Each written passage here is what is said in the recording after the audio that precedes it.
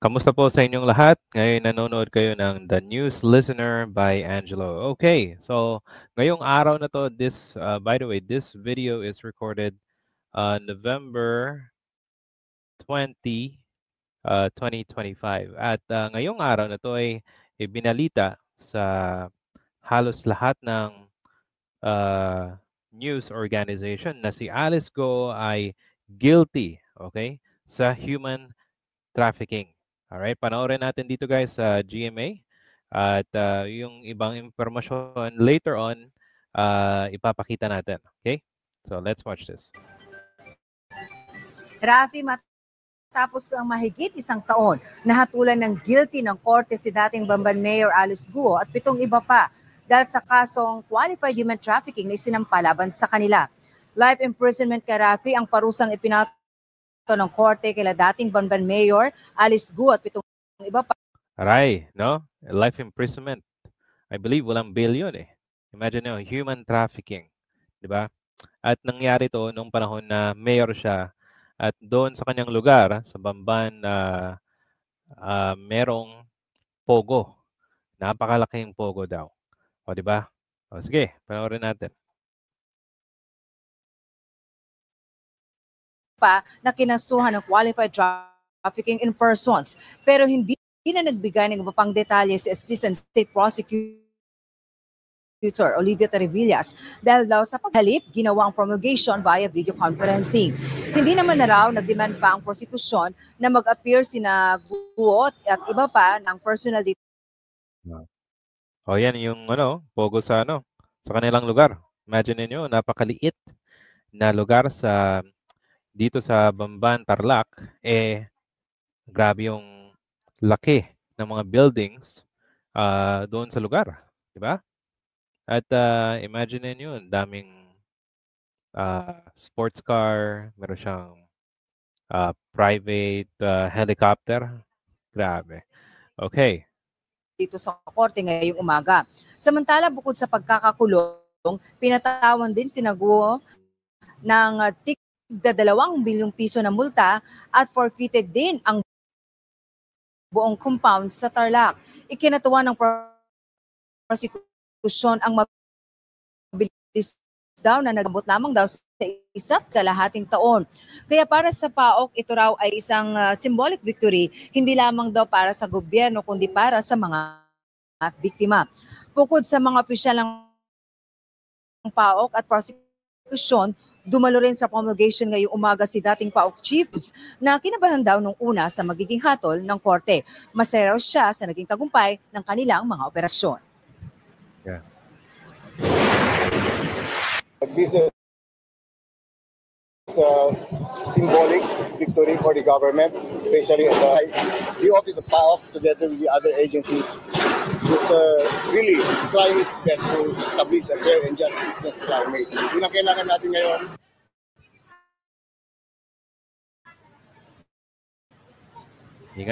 Okay.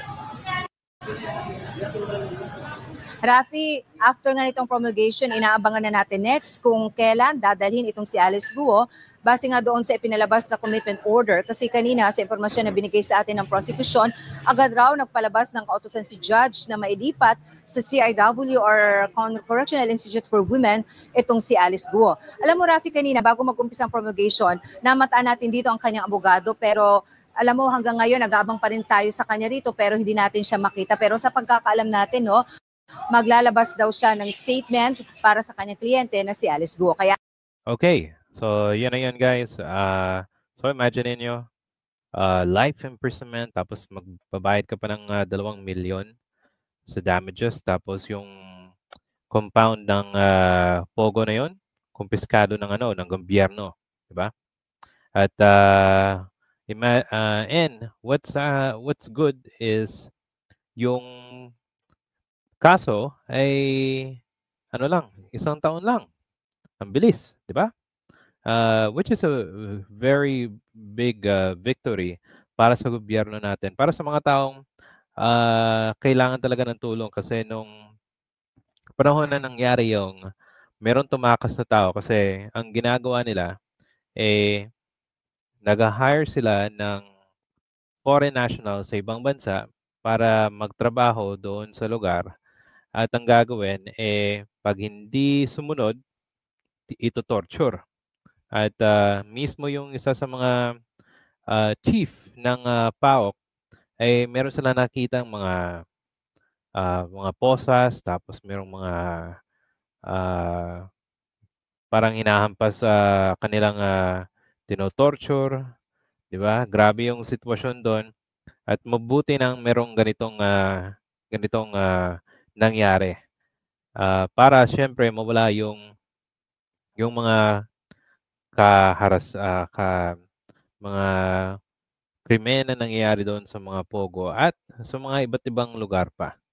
Okay, now punta tayo sa Google Gemini tapos tingnan natin yung iba pang hindi na-mention dito sa video. Okay? So, punta tayo dito guys. So, isa sa mga cases and mga conviction, again, yung qualified human trafficking. Okay? Life imprisonment, tsaka 2 milyon. Yung fine. Tapos, money laundering.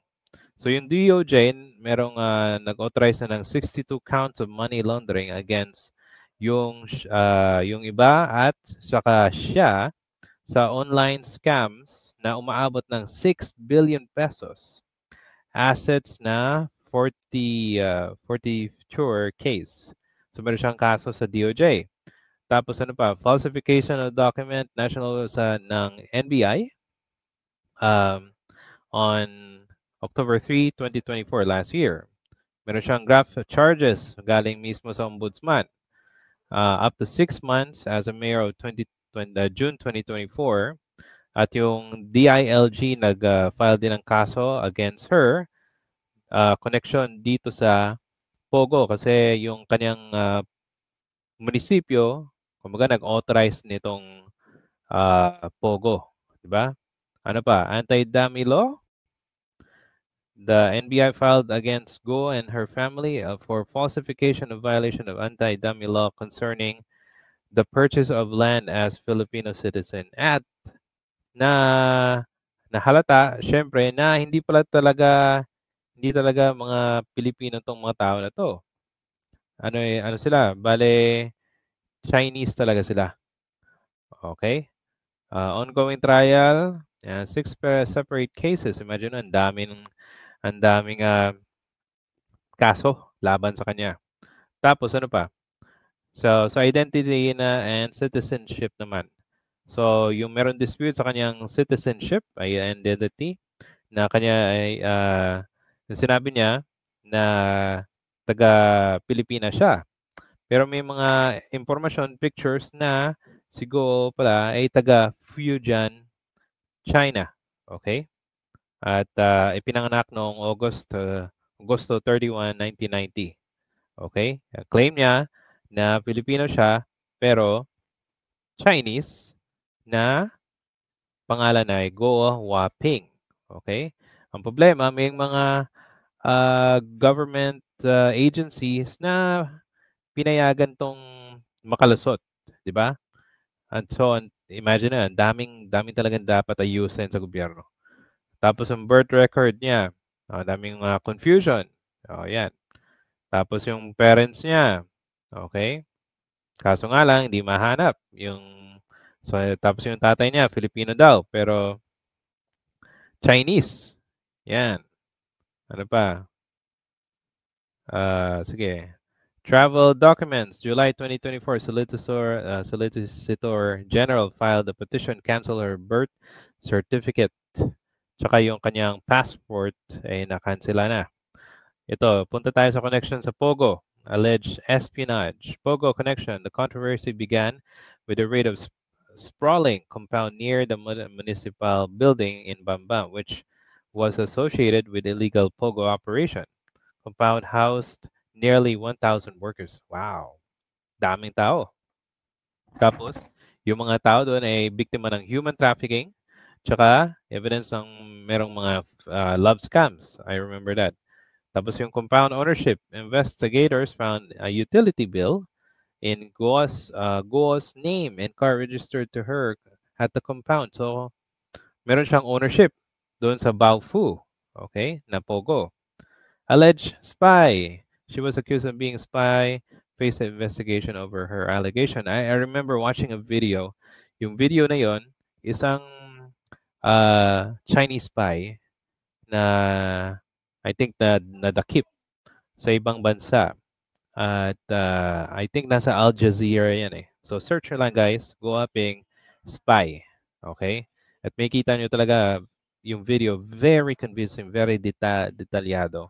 Yung tao na nag-explain kung bakit siya spy. At ang nakakagulat nung panahon na tumakas siya last year, imagine niyo,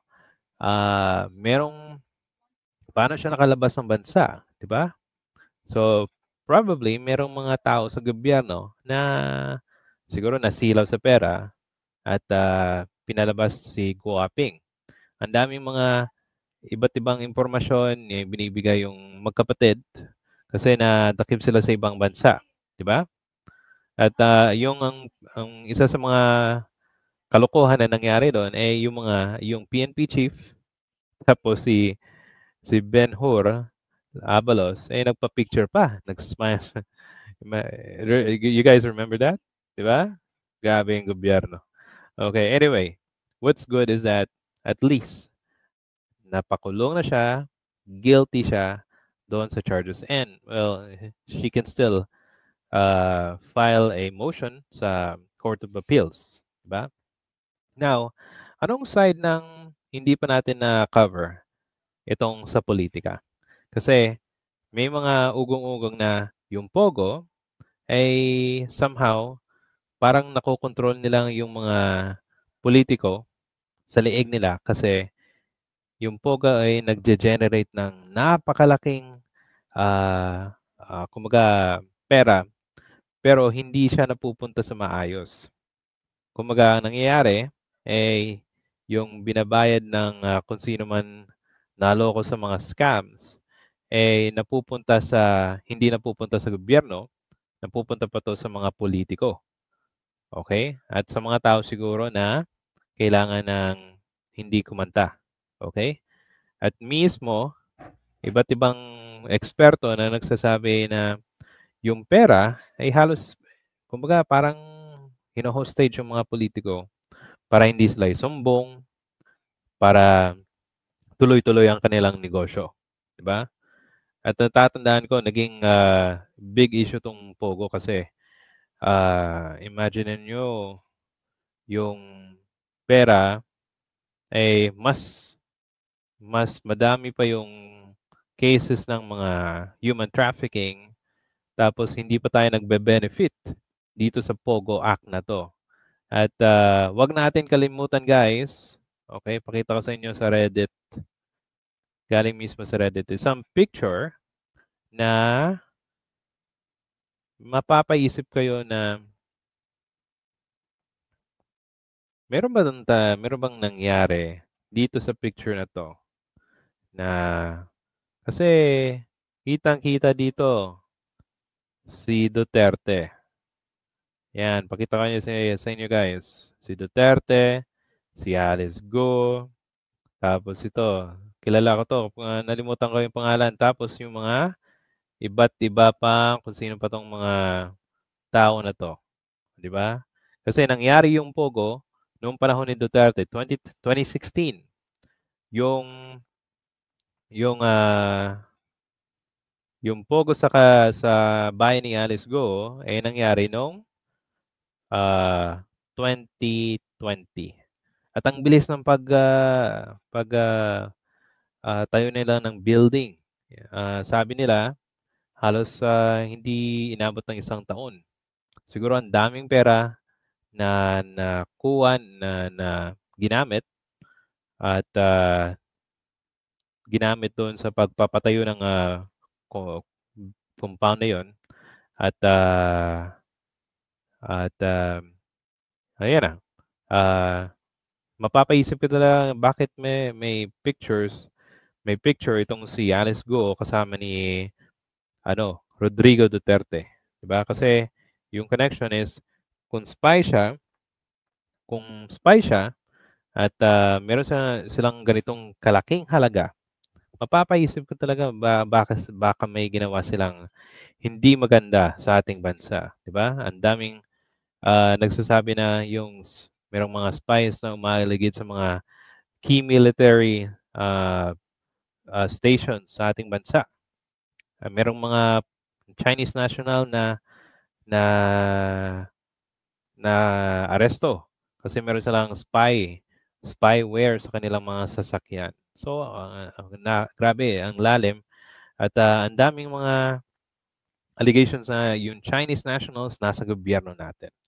So, dapat sa mga ganitong paraan, kailangan natin gumawa ng paraan at nahatulan sila agad-agad, 'di ba? Para mawala sila sa ating bansa.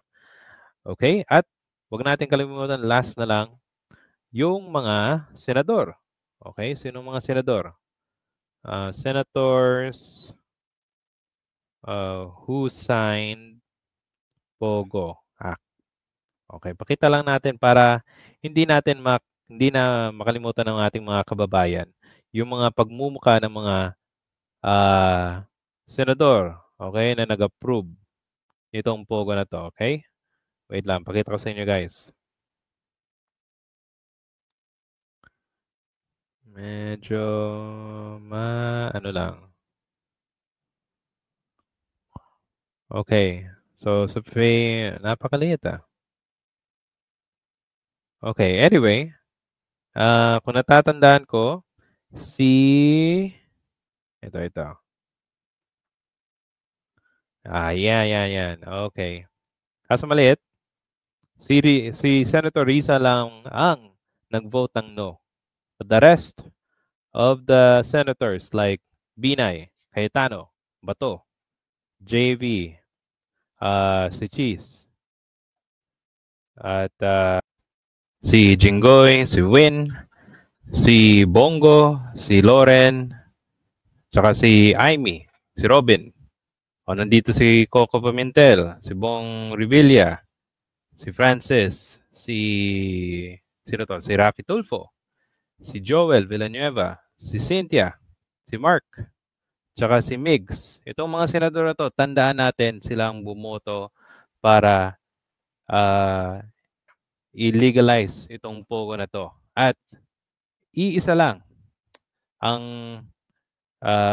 gumawa ng paraan para mapakulong at para makitaan ng kaso itong si Alice Go kasi itong nagpalala ng sitwasyon sa human trafficking sa ating bansa. Okay guys, salamat po sa mga manonood. If meron pa kayong comments, please paki-comment po sa ating comment section. If you like this video, please hit the like and subscribe button. Salamat po sa panonood. Thank you.